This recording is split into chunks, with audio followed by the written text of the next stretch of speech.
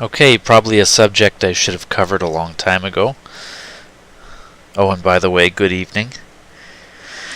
Uh, this one's going to take a little bit longer to read. Not terribly wrong, but anyway, here we go. Prize law. Prize is a term used in admiralty law to refer to equipment, vehicles, vessels, and cargo captured during armed conflict. The most common use of prize in this sense is the capture of an enemy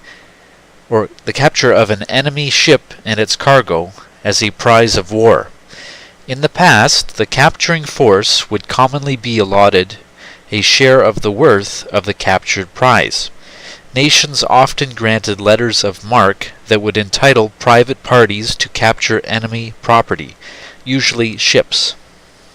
Once the ship was secured on friendly territory, it would be made the subject of a prize case, an in rem proceeding, in which the court determined the status of the condemned property and the manner in which it was to be disposed of.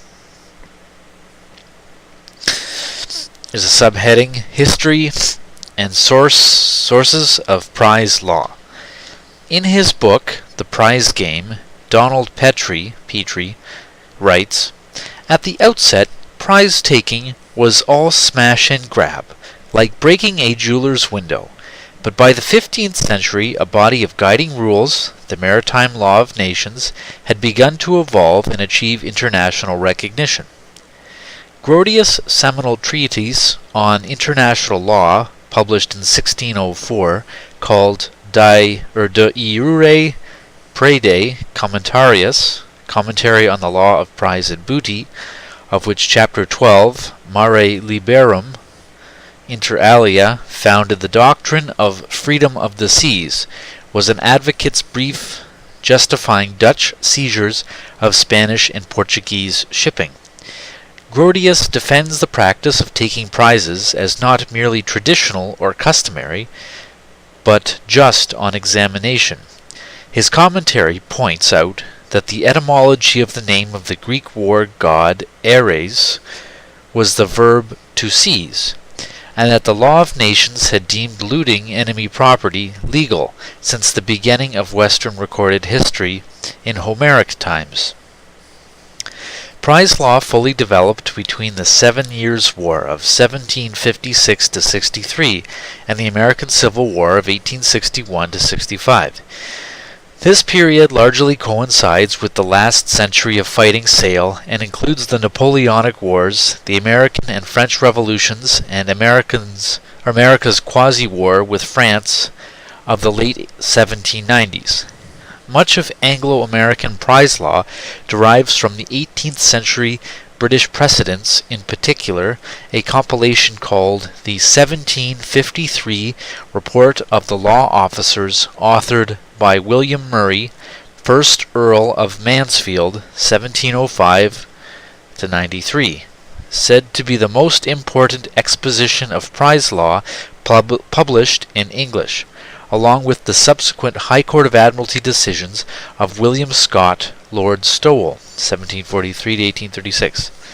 American Justice Joseph Story, the leading United States judicial authority on prize law, drew heavily on the 1753 report and Lord Stowell's decision, as did Francis Upton, who wrote the last major American treatise on prize law, his Maritime Warfare and Prize.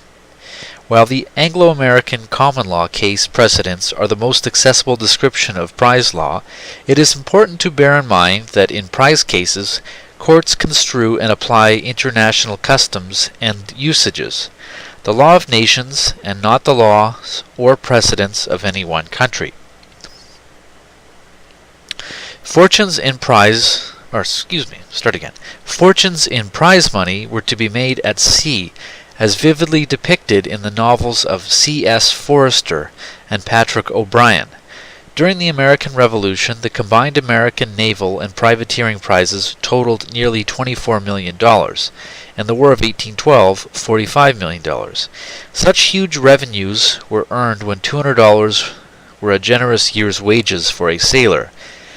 His share of a single prize could fetch 10 or 20 times his yearly pay, and taking 5 or 6 prizes in one voyage was common. With so much at stake, prize law attracted some of the greatest legal talent of the age, including John Adams, Joseph Story, Daniel Webster, and Richard Henry Dana, Jr., author of 2 Years Before the Mast.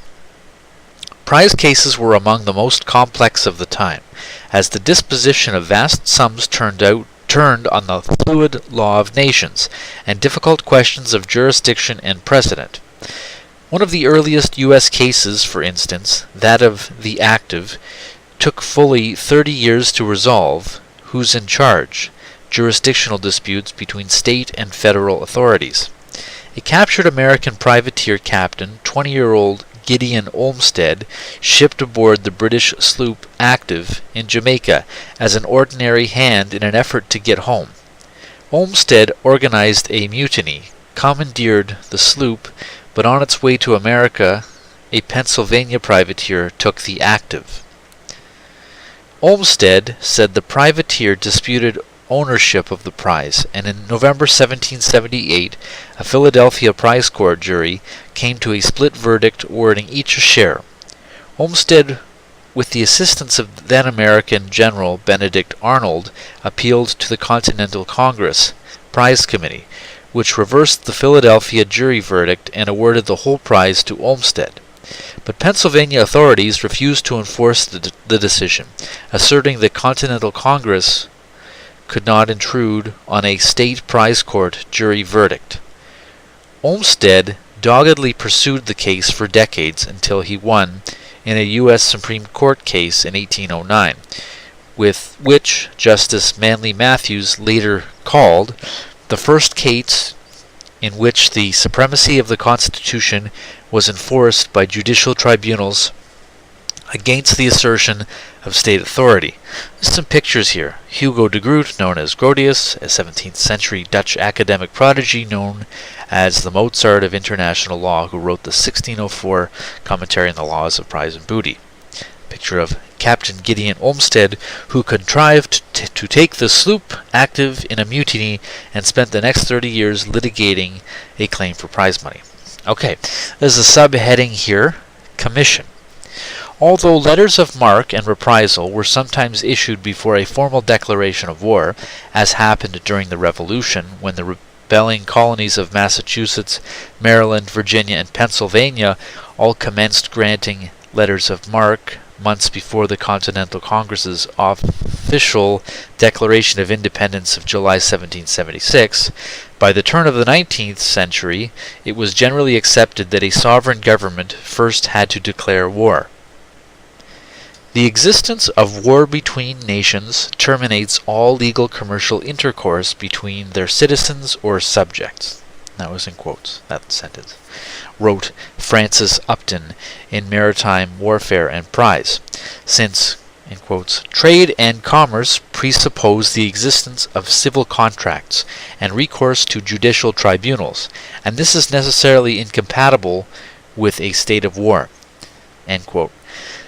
Indeed, each citizen of a nation is at war with every citizen of the enemy, which imposes a duty, or even on every citizen, to attack the enemy and seize his property, though by established custom the right is restricted to such only as are the commissioned instruments of the government.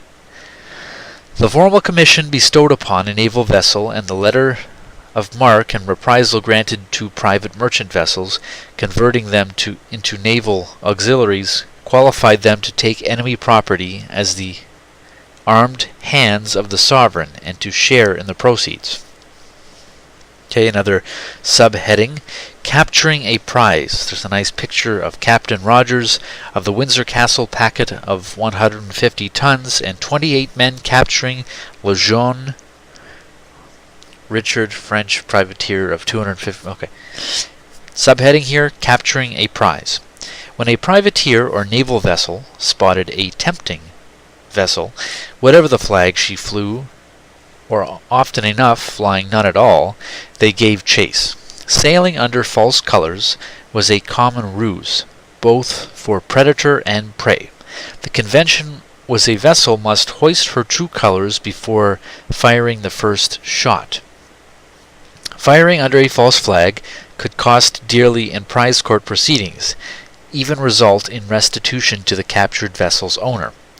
Often a single cannon shot across the bow was enough to persuade the prey to heave to, but sometimes brutal hours and even days of cannonading ensued, along with boarding and hand-to-hand fighting with cutlasses, pistols, and boarding pikes. No matter how furious and bloody the battle, once it was over, the victors had to collect themselves, put aside anger, and exercise forbearance, treating captives with courtesy and civility to the degree prudence allowed. Officers restrained the crew to prevent pillaging defeated adversaries, or pilfering the cargo known as breaking bulk. Francis Upton's treatise on maritime warfare cautioned, embezzlements of the cargo seized, or acts personally violent, or injuries perpetrated upon the captured crew, or improperly separating them from the prize vessel, or not producing them for examination before the prize court, or other torts injurious to the rights and health of the prisoners, may render the arrest of the vessel or cargo, as prize, defeasible, and also subject to the tortfeasor for damages therefor. Taking the prize before a prize court might be impractical for any number of reasons, like bad weather, shortage of prize crew, dwindling water and provisions, or the proximity of an overpowering enemy force, in which case a vessel might be ransomed. That is, instead of destroying her on the spot, as was their prerogative, the privateer or naval officer would accept an IOU for an agreed sum as ransom for the ship's master. On land, this would be extortion, and the promise to pay unenforceable in court, but at sea it was acceptable practice and the IOU negotiable instrument.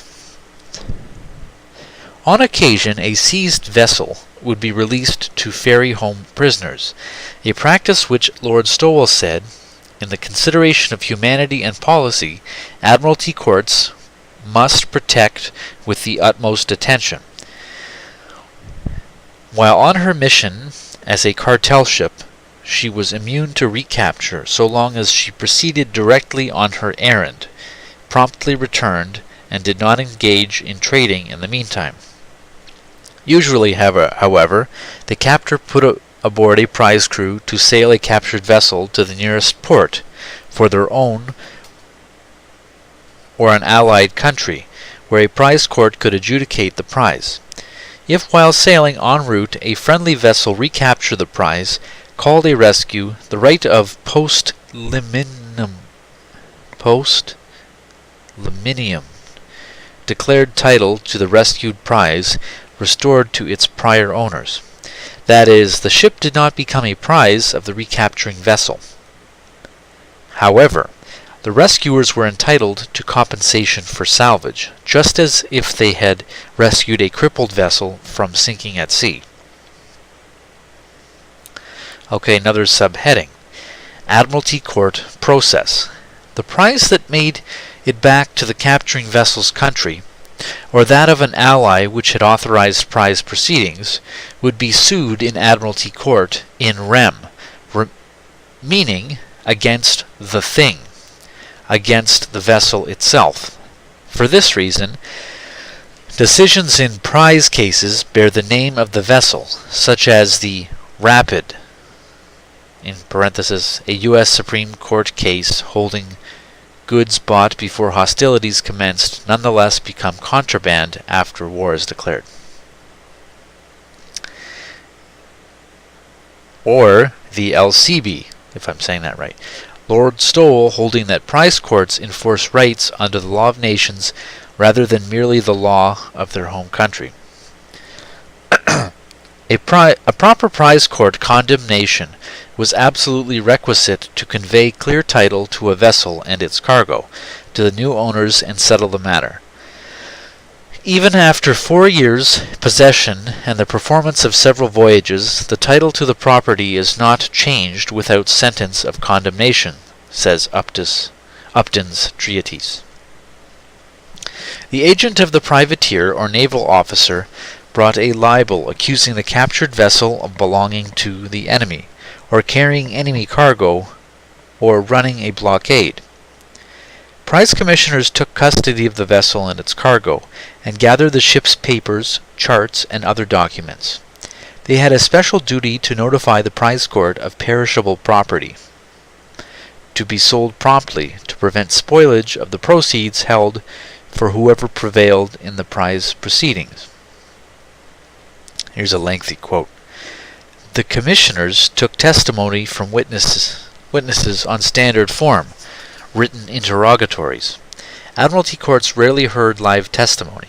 The commissioners' interrogatories sought to establish the relative size, speed, and force of the vessels, what signals were exchanged, and what fighting ensued, the location of the capture, the state of the weather, and the degree of light or darkness, and what other vessels were in sight. This was because naval prize law gave assisting vessels, defined as those that were in signal distance at the time, a share of the proceeds. The written interrogatories and ship's papers established the nationality of the prize and her crew, and the origin and destination of the cargo. The vessel was said to be confiscated out of her own mouth. Continuing with the quote here, one considerable difference between prize law and ordinary Anglo-American criminal law is the reversal of the normal onus probandi, or burden of proof. While in criminal courts a defendant is innocent until proven guilty, in prize court a vessel is guilty unless proven innocent. Prize captors need show only reasonable suspicion that the property is subject to condemnation. The owner bears the burden of proving the contrary. That's the end of that quote. We're still in the subsection Admiralty Court process. Mention a picture that's presented here. Just read the caption of it. The American vessel Betsy under attack by a swarm of 7 French corsairs in 1797. That's a nice picture. Anyway, continuing with this subsection, if all was in order, the prize court ordered the vessel and its cargo condemned and sold at auction. But the court's decision became vastly more complicated in the case of neutral vessels, where a neutral nation's cargo carried on the enemy vessel. Different countries treated these situations differently. By the close of the 18th century, Russia, Scandinavia, France, and the United States had taken the position that free ships make free goods. That is, cargo on a neutral ship could not be condemned as a prize. But Britain asserted the opposite, that an enemy's goods on a neutral vessel or neutral goods on an enemy's vessel may be taken, a position which prevailed in the 19th century practice. Donald Petrie observed in The Prize Game, the ingenuity of belligerents in evading the penalties of the law of nations through pretended neutrality, false papers, quick title transfers, and a myriad of other devices make up the principal business of the prize courts during the last century of fighting sail.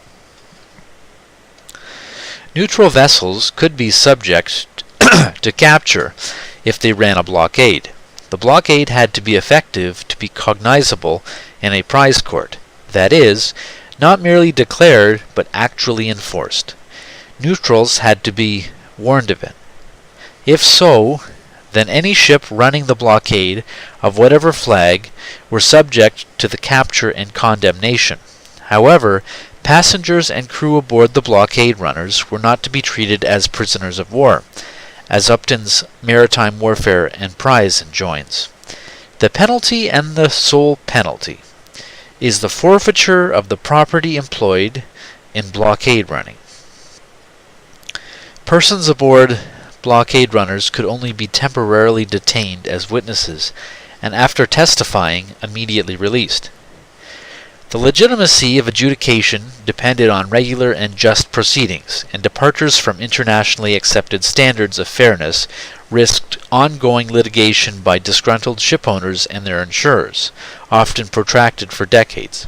For example, during the Americas' quasi-war with France of the 1790s, corrupt French Caribbean prize courts, often sharing in the proceeds, resorted to pretexts and subterfuges to justify condemning neutral American vessels.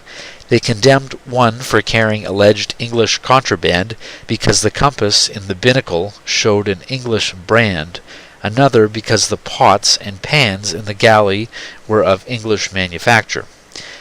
Outraged U.S. shipowners and their descendants continually challenged these French colonial kangaroo court decisions of the 1790s. Litigation called the French spoliation cases, which lasted well over a century until 1915.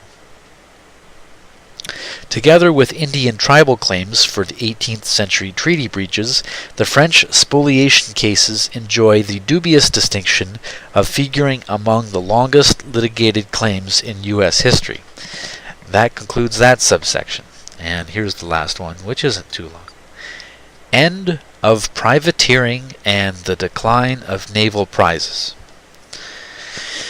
Privateering came to an end in the mid-19th century when signatories to the Paris Declaration respecting maritime law of 1856 at the conclusion of the Crimean War renounced, granting letters of marque. The United States, however, was not a signatory. During the American Civil War, Confederate privateers cruised against the Union merchant shipping. Likewise, the Union, though refusing to recognize the legitimacy of Confederate letters of marque, allowed its Navy to take Confederate vessels as prizes. Under U.S. Constitution Article 1, Section 8, it is still theoretically possible for Congress to authorize letters of marque, but in the last 150 years it has not done so.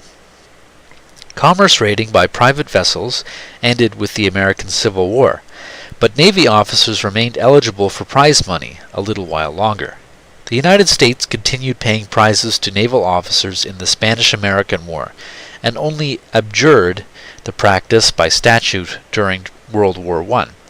The U.S. prize courts adjudicated no cases resulting from its own takings in either World War I or World War II, although the Supreme Court did rule on German prize the Oppum that was brought to and held at Hampton Roads. Likewise, Russia, Portugal, Germany, Japan, China, Romania, and France followed the United States in World War I, declaring they would no longer pay prize money to naval officers. On November 9, 1914, the British and French governments signed an agreement establishing government jurisdiction over prize captured by either of them. The Russian government acceded to this agreement on March 5, 1915, and the Italian government followed suit on January 15, 1917. Shortly before World War II, France passed a law which allowed for taking prizes, as did Holland and Norway, though the German invasion and subsequent capitulation of all three of those countries quickly put this to an end. Citation needed. Britain formally ended the eligibility of naval officers to share in prize money in 1948. Under contemporary international law and treaties, nations may still bring enemy vessels before the prize courts to be condemned and sold, but no nation now offers a share to the officers or crew who risked their lives in the capture. Petrie's book, The Prize Game, observes, here's a final quote to finish off the article, a little bit lengthy. Here we go. Self-interest was the driving force that compelled men of the sea to accept the international law of prize, including merchants, because it brought a valuable element of certainty to their dealings. If the rules were clear and universal, they could ship their goods abroad in wartime after first buying insurance against known risks. On the other side of the table, those purchasing vessels and cargoes from prize courts had the comfort of knowing that what they bought was really theirs. The doctrine of practice of maritime prize was widely adhered to for 4 centuries among a multitude of sovereign nations, because adhering to it was the material interest of their navies, their privateersmen, their merchants and bankers, and their sovereigns. Diplomats and international lawyers who struggle in this world to achieve a universal rule of law may well ponder on this lesson. Donald A. Petrie, The Prize Game, page 145 to 146. That's it.